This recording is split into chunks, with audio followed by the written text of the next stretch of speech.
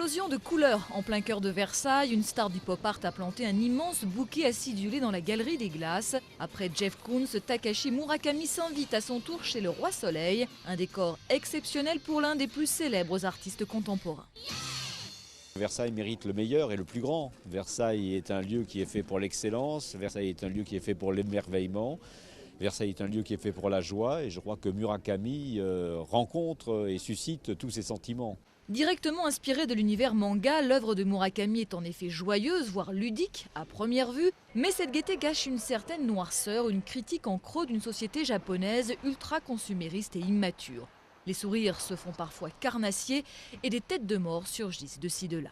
Comme cela avait déjà été le cas pour Jeff Koons, cette irruption de l'art contemporain au château de Versailles déclenche la colère de certains milieux traditionnalistes qui dénoncent un véritable sacrilège. Une pétition circule pour interdire l'exposition Murakami, mais pas de quoi intimider l'artiste japonais qui est allé jusqu'à installer cette sculpture le représentant avec son chien juste en dessous d'un buste de Louis XIV.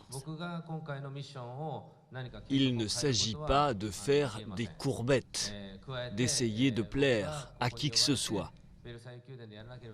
Il s'agit ici de faire un travail de confrontation entre l'ancien et le nouveau. C'est là-dessus que j'entends me concentrer jusqu'à la fin de ce projet. Pas de courbettes, mais pas de provocation non plus. Misko fait certes souffler un petit vent sexy dans les appartements royaux, mais ne cherchez pas les œuvres franchement érotiques de Murakami. Le public très familial de Versailles oblige à une certaine autocensure. Il n'y a pas la volonté de choquer pour choquer, donc évidemment, l'artiste lui-même, sans qu'on lui dise rien, a souhaité ne pas présenter des œuvres tant pour le jeune public que pour un public qui serait moins sensible à ce type de production.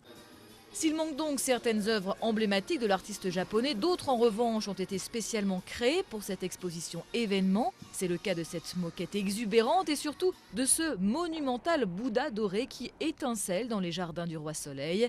Murakami à Versailles, 22 œuvres fortes à découvrir ou à redécouvrir jusqu'au 12 décembre prochain.